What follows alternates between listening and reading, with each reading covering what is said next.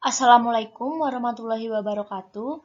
Yang saya hormati Bapak Bambang Suprayitno, SEMSC, selaku dosen mata kuliah Ekonomika Publik, serta teman-teman kelas B20 yang berbahagia. Pada kesempatan ini, izinkanlah kami dari kelompok 3 untuk mempresentasikan hasil diskusi dari kelompok kami dengan materi eksternalitas.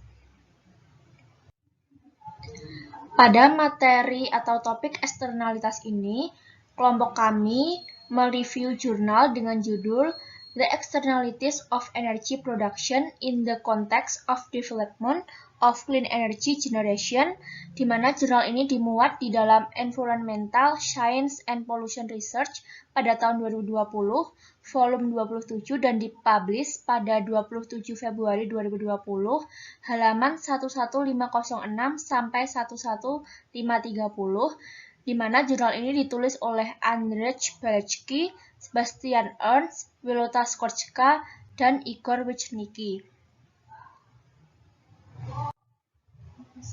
Baik, untuk selanjutnya sebelum memasuki review jurnalnya, izinkanlah saya untuk memperkenalkan anggota dari kelompok 3. Yang pertama, ada saya sendiri, Novi Aprilia Anggraini dengan akhiran NIM 041. Kemudian yang kedua ada Mirna Mayani dengan akhiran NIM 048. Yang ketiga ada Salma Ruhayati Dewi dengan akhiran NIM 067. Dan yang terakhir ada Anissa Putri dengan akhiran NIM 068. Baik, sebelum kita membahas lebih lanjut terkait review jurnalnya, izinkanlah saya untuk membaca latar belakang dari jurnal ini. Yang pertama, yaitu pada abad ke-19, industri tenaga listrik memanfaatkan energi pembakaran batu bara, kemudian memperkenalkan energi terbarukan yakni gas alam dan minyak bumi. Kemudian di pertengahan abad 20, energi terbarukan berupa angin, matahari, dan biomasa. Dan setelah Perang Dunia II, energi nuklir itu menjadi alternatif yang dijanjikan. Kemudian untuk latar belakang ketiga, industri tenaga listrik itu menghasilkan eksternalitas yang bukan terkait lingkungan alam saja, tetapi juga kualitas hidup manusia berupa kesehatan dan juga infrastruktur buatan manusia.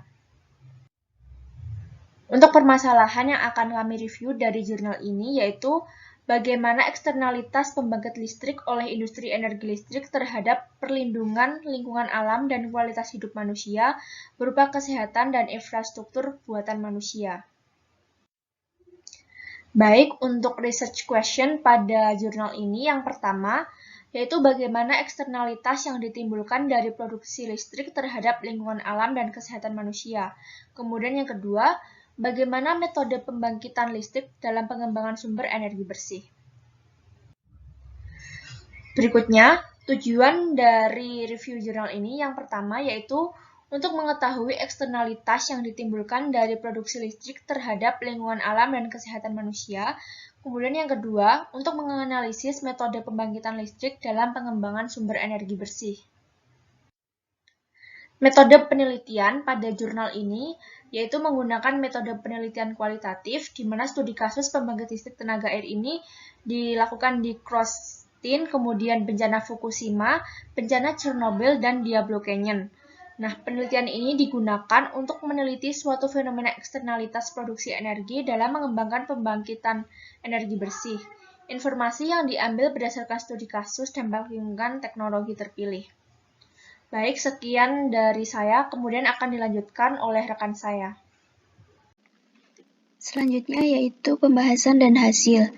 Yang pertama, karakteristik teknologi pembangkit energi listrik, di mana energi listrik yang dihasilkan di lingkungan alam ini tidak dapat langsung digunakan baik untuk kebutuhan manusia maupun sektor industri, sehingga diperlukan pembangkit listrik dengan memanfaatkan energi lain, yaitu pembangkit listrik tenaga nuklir, pembangkit listrik termal konvensional, pembangkit listrik tenaga air, pembangkit listrik pembakaran biomasa, pembangkit listrik tenaga panas bumi, pembangkit listrik tenaga surya, dan yang terakhir pembangkit listrik tenaga angin.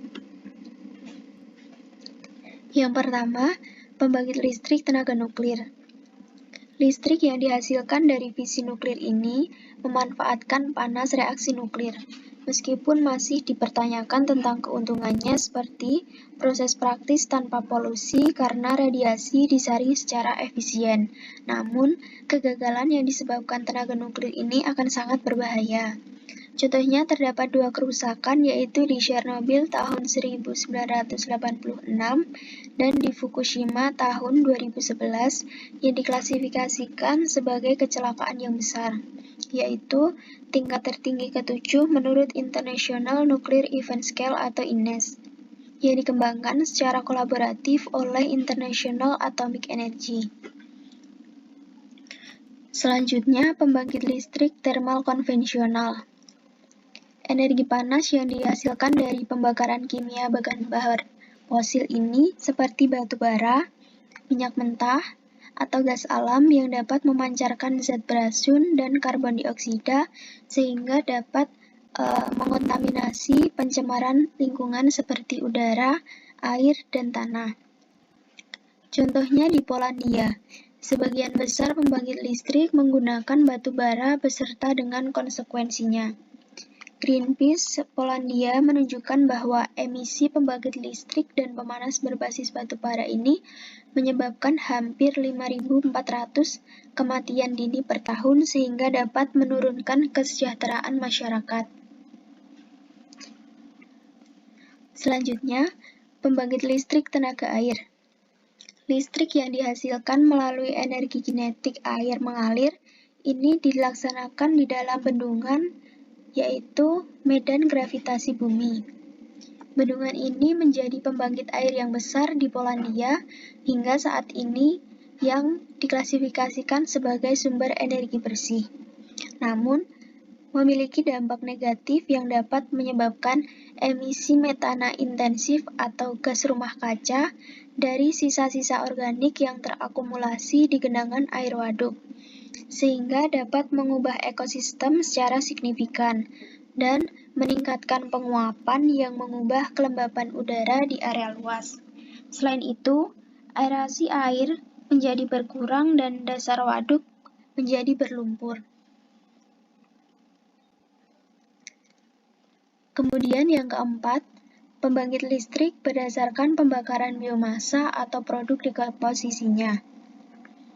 Menurut keyakinan umum, pembakaran biomasa lebih ramah lingkungan dibandingkan dengan pembakaran bahan bakar fosil.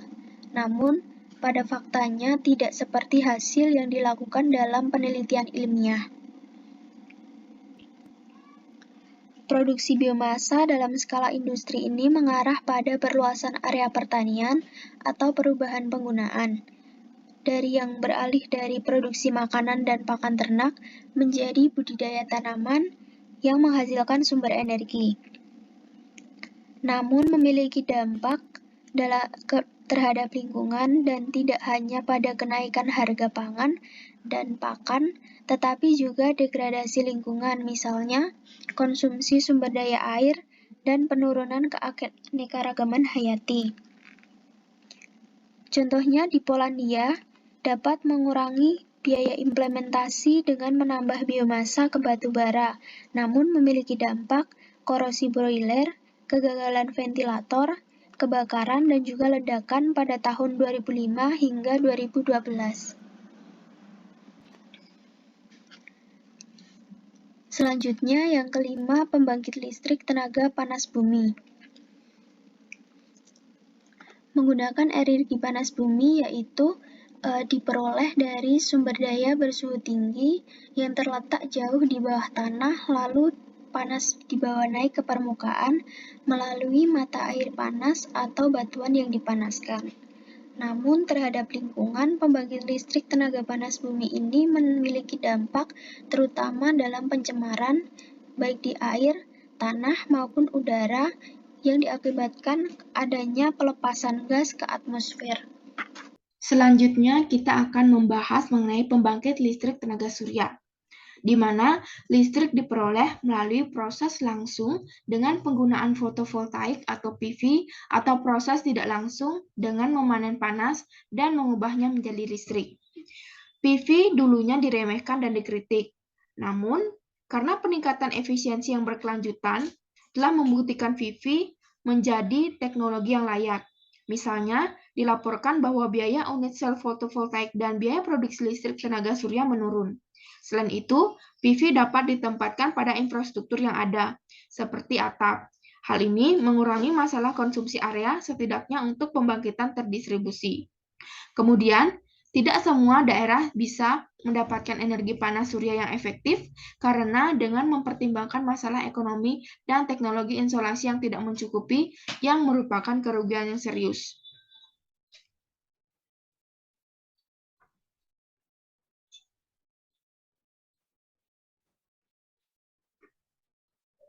Selanjutnya, kita akan membahas mengenai pembangkit listrik tenaga angin, di mana turbin angin adalah sumber energi terbarukan dengan dampak relatif kecil terhadap lingkungan.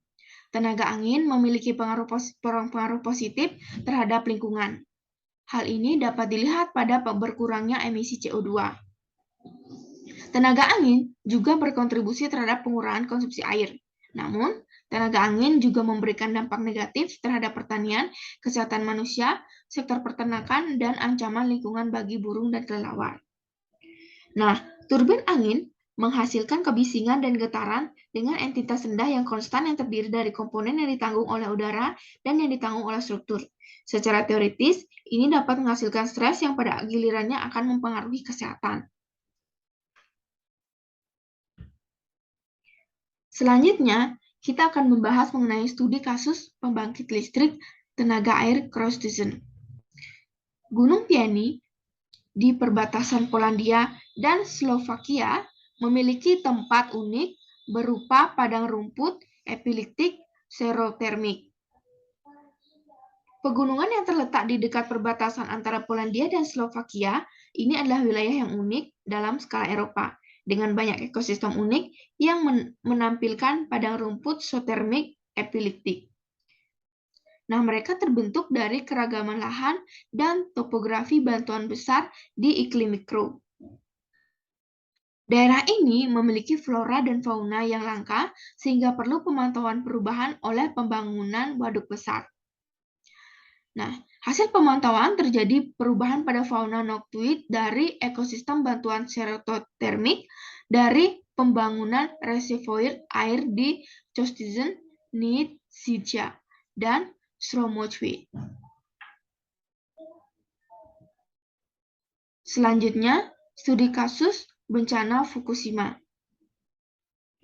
Nah, di mana pada tanggal 11 Maret 2011 terjadi tsunami yang disebabkan oleh gempa bumi berkekuatan 9 skala Richter merusak pembangkit nuklir Fukushima Daiichi.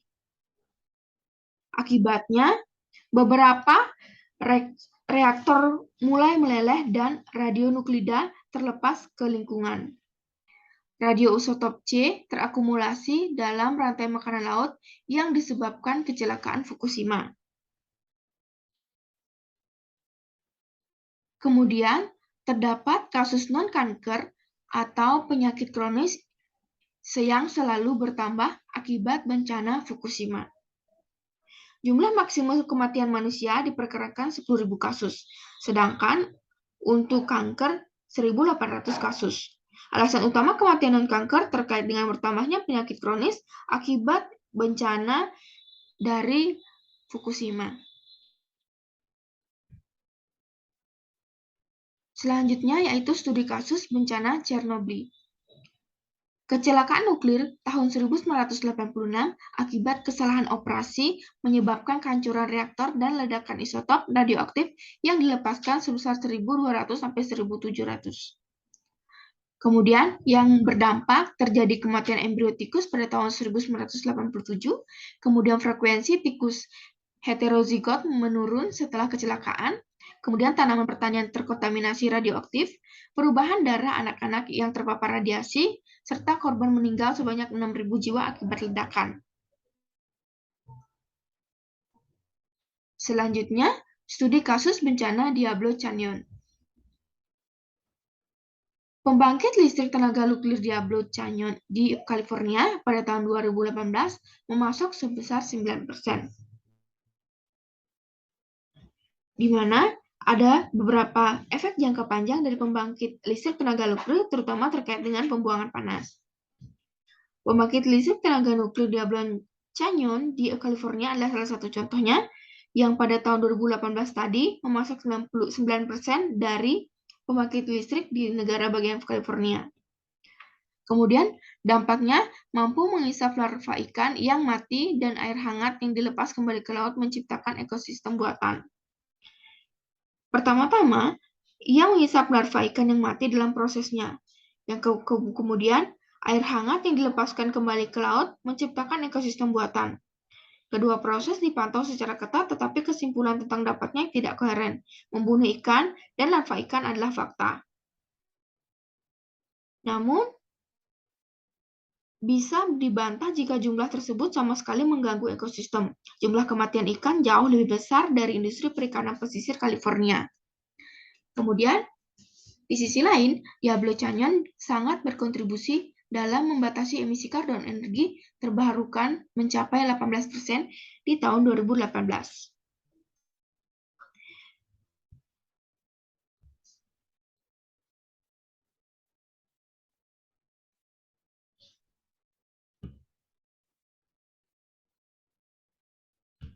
Baik, untuk yang selanjutnya yaitu mengenai aspek holistik ekonomi industri. Aspek holistik ekonomi industri yaitu biaya yang digunakan untuk memperkirakan dampak pembangkit listrik dari berbagai aspek, seperti aspek lingkungan dan kesehatan manusia. Biaya-biaya tersebut meliputi yang pertama ada biaya produksi listrik. Biaya produksi listrik yaitu biaya yang timbul karena terjadi perubahan teknologi di pasar listrik yang menyebabkan perubahan harga bahan baku energi. Kemudian untuk biaya yang kedua yaitu ada biaya eksternal. Biaya eksternal ini diperlukan untuk memperkirakan biaya kerusakan yang disebabkan polutan dan potensi bencana di seluruh siklus bahan bakar. Kemudian untuk biaya yang ketiga yaitu ada analisis biaya manfaat, yaitu yang mana biaya tersebut adalah energi yang terbarukan yang dapat bersaing dengan bahan bakar fosil dari sisi biaya eksternal. Kemudian, ini adalah tabel analisis biaya eksternal untuk berbagai teknologi energi, yaitu ada energi batu bara, energi minyak, energi gas, energi nuklir, energi air, angin, solar, dan biomasa. Dapat kita simpulkan bahwa biaya rata-rata eksternal tertinggi itu adalah dengan menggunakan teknologi energi batu bara, yaitu sebesar 14,87. Sedangkan teknologi energi minyak bumi itu sebesar 13,57, kemudian gas 5,02, kemudian nuklir 8,63, air 3,84, angin 0,29, solar 0,69, dan biomasa 5,20. Sehingga biaya yang paling besar, rata-rata biaya yang paling besar untuk eksternal adalah dengan menggunakan teknologi energi batu bara. Nah, untuk yang selanjutnya ini adalah tabel eksternalitas negatif terkait dengan emisi polutan udara. Yang pertama yaitu dampak dari adanya kesehatan. Jadi dampaknya ke kesehatan itu polutannya tuh meliputi PM, SO2, NOx, O3, NH3, NM, VOC, CD, AS, NI, PB, HG, CR, dan dioksin. Nah, efeknya itu berimbas kepada adanya kematian dini, penyakit kardiovaskular, dan juga kanker. Kemudian untuk dampak kedua yaitu dapat merusak bahan-bahan atau peralatan. Polusinya yaitu ada SO2 dan NOx. Kemudian efeknya yaitu berimbas pada korosi sama degradasi elevasi bangunan. Kemudian untuk dampak yang ketiga yaitu ada degradasi tanaman. Polusi yang dapat menyebabkan yaitu ada SO2 dan NOx. Kemudian efeknya yaitu adanya penurunan tanaman, tegakan hutan, perubahan komposisi kimia tanah. Dan untuk yang selanjutnya yaitu berdampak pada hilangnya keanekaragaman hayati. Polusi yang dapat menyebabkan yaitu ada NH3, SO2, NOx, dan NMVOC. Efeknya yaitu berimbas pada adanya keseimbangan ekologi yang bisa terganggu. Kemudian untuk dampak yang terakhir yaitu dampak perubahan iklim. Polusi yang dapat menyebabkan yaitu ada CO2, CH4, N2O, N, dan S. Di mana efeknya yaitu ada banjir, kemarau panjang, kerugian pertanian. Nah, tabel ini diperoleh dari sumber Komisi Eropa pada tahun 2005 mengenai eksternalitas energi. Kemudian kesimpulannya itu terbagi menjadi 2 poin. Poin yang pertama yaitu pembakaran bahan bakar fosil berdampak signifikan terhadap kesehatan manusia, karena 2/5 dari populasi manusia terpapar polusi udara. Maka, dampak kesehatan harus dipertimbangkan dengan cermat agar emisi menurun, sementara efisiensi meningkat. Perbedaan biaya eksternal ditentukan faktor kepadatan penduduk, kondisi meteorologi, dan emisi rata-rata oleh jaringan listrik. Analisis kasus negara maju berbeda dengan negara berkembang, karena negara maju dapat mengurangi pencemaran lingkungan. Kemudian untuk poin yang kedua, yaitu efek polusi pembakaran termasuk polutan dari industri listrik bersifat global, telah dikonfirmasi oleh uji empiris dan model teoritis, sedangkan permanenan energi matahari tidak menghasilkan produk sampingan karena merupakan sumber energi yang bersih. Temuan ini menunjukkan bahwa investasi energi terbarukan yang benar bersih itu sangat menguntungkan, seperti tenaga angin, surya, dan geyser yang berdampak negatif minimal terhadap lingkungan alam. Selain itu, potensi dampak akibat malfungsinya juga minimal. Untuk yang selanjutnya yaitu saran. Saran ini terbagi menjadi 5. Yang pertama, penggunaan sumber daya tak terbarukan harus dikurangi karena adanya perubahan iklim dan pencemaran lingkungan. Kemudian yang kedua, pembangkit listrik berdasarkan sumber daya terbarukan seperti tenaga angin dan surya memiliki efek kerusakan terbatas pada stasiun pembangkit listrik. Sedangkan pada sumber daya tak terbarukan, terutama energi nuklir, dapat memberikan efek kerusakan secara global. Kemudian untuk saran yang ketiga, tidak benar bahwa semua jenis energi terbarukan bersih dari polusi dan emisi. Pembakaran biomasa dan bendungan memancarkan gas berbahaya, sedangkan kultur massal tanaman energik menurunkan lingkungan alam. Energi matahari, angin, energi kinetik, air, dan panas dari geyser alam adalah satu-satunya yang bersih. Kemudian yang keempat, energi surya dan angin menyusahkan dan mahal, tetapi biayanya semakin kompetitif. Jika dibandingkan dengan energi tak terbarukan yang dapat berpengaruh negatif terhadap lingkungan dan kesehatan manusia, maka energi bersih secara keseluruhan menguntungkan. Kemudian untuk saran yang kelima, yaitu masalah penggunaan bahan usang yang digunakan untuk produksi energi bersih harus dipantau dengan cermat dan dipelajari secara intensif.